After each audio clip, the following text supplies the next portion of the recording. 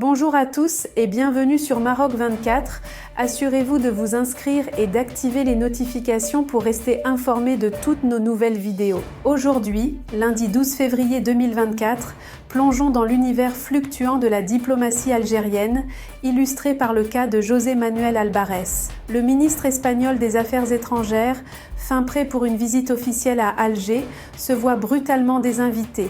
Restez avec nous pour plus de détails dans cette analyse du journaliste Tariq Katab, tirée du site d'information Le 360. La volte-face est de celles dont seule l'Algérie du duo Tebboune-Chengria a le secret. En plus d'être une insulte éhontée aux règles diplomatiques les plus élémentaires, elle en dit, là encore, long sur un régime qui fonctionne ou pas, à U et à Dia. Imaginez une visite officielle, programmée depuis fort longtemps et portant une forte charge symbolique.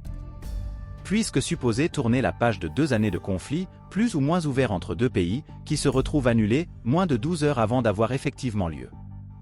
Il en est allé ainsi du déplacement que le ministre espagnol des Affaires étrangères, José Manuel Albarès, devait effectuer à Alger ce lundi 12 février.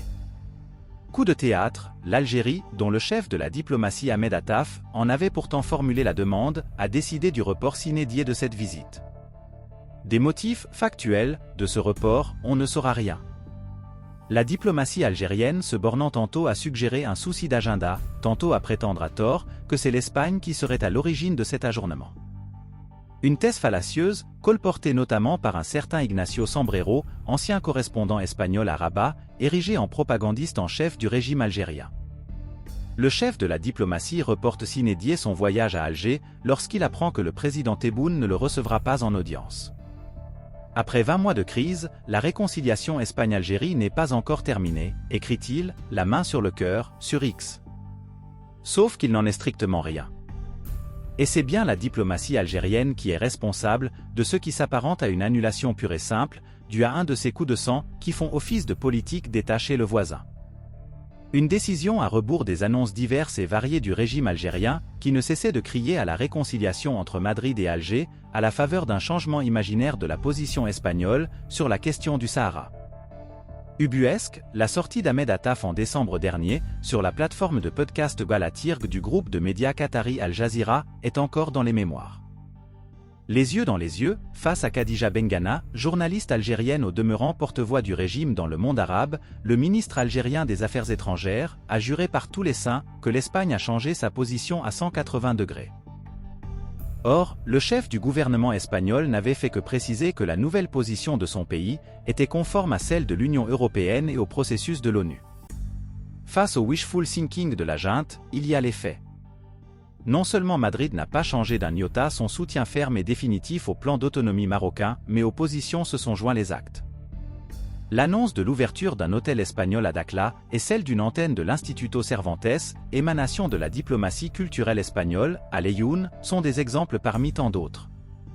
Après s'être persuadé du contraire, Alger a fini par se résoudre au fait qu'un rapprochement avec Madrid ne peut se faire au détriment de la dynamique solide du partenariat entre le Maroc et l'Espagne, et encore moins au prix d'une décision d'État irréversiblement favorable à la marocanité du Sahara.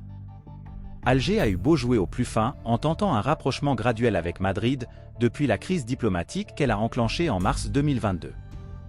Avec le rappel de l'ambassadeur algérien à Madrid, le gel du traité d'amitié, de bon voisinage et de coopération et la suspension de ses relations commerciales en réaction à l'alignement de l'Espagne sur le Maroc s'agissant de son Sahara. Elle voudrait même que les pertes pour l'économie espagnole culminent à 2,3 milliards de dollars des suites de ces représailles.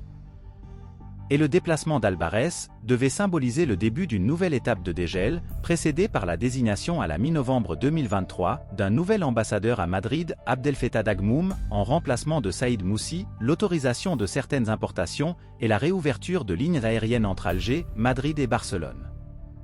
À l'évidence, Alger n'a absolument rien obtenu en contrepartie. Et si le régime voisin a tout misé sur un changement de la posture politique de l'Espagne sur le Sahara, Madrid n'a jamais caché que la finalité de la reprise de ses relations avec le voisin de l'Est avait des motivations bilatérales et ne concerne pas un dossier supposé être étranger à l'Algérie. La relance devait être d'abord économique. L'Algérie ayant un besoin vital des denrées alimentaires et biens de première nécessité, importés depuis l'Espagne. D'ailleurs, au cours de sa visite, José Manuel Alvarez devait s'entretenir avec des représentants d'entreprises espagnoles en Algérie. Mais cela, Alger refusait jusqu'ici de le voir. Et comme d'habitude, c'est une fois confronté au réel, que le régime en place a commencé à s'agiter. N'ayant sans aucun doute pas obtenu la phrase attendue dans le communiqué conjoint qui devait sanctionner cette visite. La phrase tant attendue, celle qui guide l'orientation de la politique intérieure et extérieure du régime d'Alger, est celle supposément hostile à l'intégrité territoriale du Royaume du Maroc. Aucun changement à l'horizon, pas même sous forme d'une formulation ambiguë mendiée pendant des jours, par un régime qui cherche à mettre une petite pause à sa séquence interminable d'échecs. Parler d'échec espagnol, pour justifier l'annulation de cette visite prouve une fois de plus cette anomalie pathologique du régime d'Alger qui considère ses relations bilatérales avec d'autres pays à l'aune de l'intégrité territoriale du Maroc. Voilà qui est un comble, surtout venant d'un pays qui se revendique simple observateur dans la question du Sahara. Plus sérieusement, entre le reset voulu par la junte sur le dossier et sa logique de destruction et d'isolement du pays, il y a naturellement un écart que les cadres actuellement à la tête du pouvoir algérien ne pourront jamais combler. La preuve. Pour rester informé, je vous invite à regarder les vidéos Maroc 24 qui s'affichent sur votre écran.